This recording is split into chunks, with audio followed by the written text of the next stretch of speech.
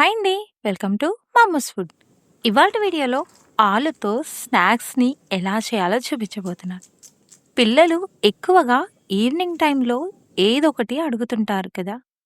అలాంటప్పుడు ఈజీగా అయిపోయేలా, తక్కువ టైంలో ప్రిపేర్ అయ్యేలా ఎలా చేయాలో మన వీడియోలోకెళ్ళి చూద్దాం. ముందుగా ఒక బౌల్‌లోకి ఆలుగడ్డలను ఓ 4 తీసుకొని, ఓసారి కడిగేసుకొని, ఇవి మునిగేంత వరకు వాటర్ పోసి ఉడికించుకోవాలి.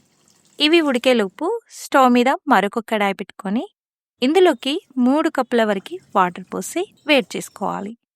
ఈ వాటర్ ఇలా బబుల్స్ వచ్చే టైంలో ఒక స్పూన్ వరకు ఉప్పు వేసుకోవాలండి.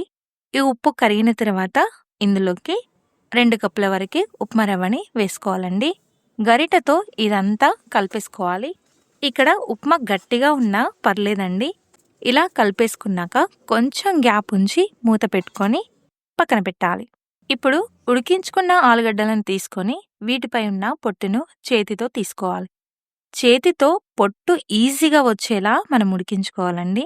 అప్పుడైతేనే మనకు పర్ఫెక్ట్‌గా వస్తాయి మరి చిప్స్. ఆలుగడ్డల్ని ఇలా మధ్యలోకి కట్ చేసి ఒక బౌల్‌లోకి వేసుకొని పప్పు దువ్వతో ఇలా ఒత్తుకుంటే చాలండి. చాలా ఈజీగా ఇలా స్మాష్ అవుతాయి.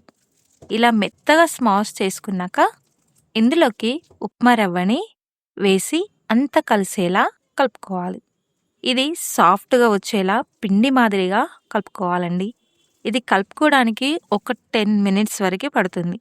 ఇలా కలుపుకున్నాక ఈ పిండి పైన కొద్దిగా ఆయిల్ వేసి మరొకసారి అంతా కలిపేసుకొని ఒక 10 మినిట్స్ వరకు మూత పెట్టి ఉంచాలి. 10 మినిట్స్ తర్వాత పిండిని కలపకుండా పిండిలో నుంచి కొద్ది కొద్దిగా తీసుకుంటూ ముద్దలాగా చేసుకొని ఆయిల్ కవర్ మీద కానీ లేదా ఏ కవర్ మీదనైనా ఆయిల్ రాసుకొని ఇలా చేతితో ముద్దను ఒత్తుకుంటూ గుండ్రంగా ఒత్తుకోవాలి. ఇలా ఒత్తుకున్నాక ఏదైనా బాటిల్ మూతను కానీ తీసుకొని రౌండ్ షేప్లో ప్రెస్ చేసుకోవాలి. ఇలా ప్రెస్ చేసుకున్నాక రౌండ్గా వచ్చిన వాటిని పక్కన పెట్టేసి మిగిలిన పిండి ఉంటుంది కదా, దీన్ని ఇంకొక ముద్ద కలిపేసుకొని మరొకసారి ఇలా ఒత్తుకొని రౌండ్గా ప్రెస్ చేసుకుంటే సరిపోతుంది.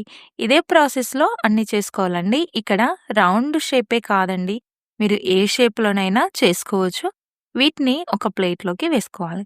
ఇప్పుడు స్టవ్ మీద కడాయి పెట్టుకొని ఫ్రైకి సరిపడా ఆయిల్ వేసుకొని హై ఫ్లేమ్లో హీట్ చేసుకోవాలి.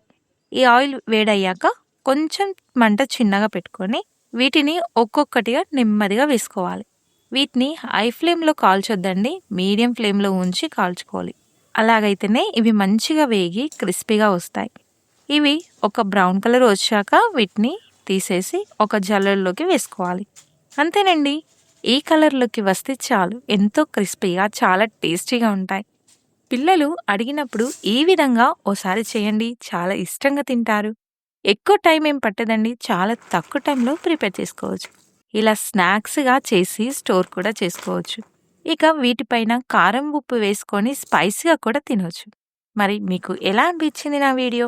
మీకు నచ్చినట్లయితే లైక్ చేయండి, షేర్ చేయండి. మీ రిలేషన్స్కి, ఫ్రెండ్స్కి కూడా షేర్ చేయండి. సబ్స్క్రైబ్ చేసుకోవడం మాత్రం అస్సలు మర్చిపోద్దు. Thank you for watching.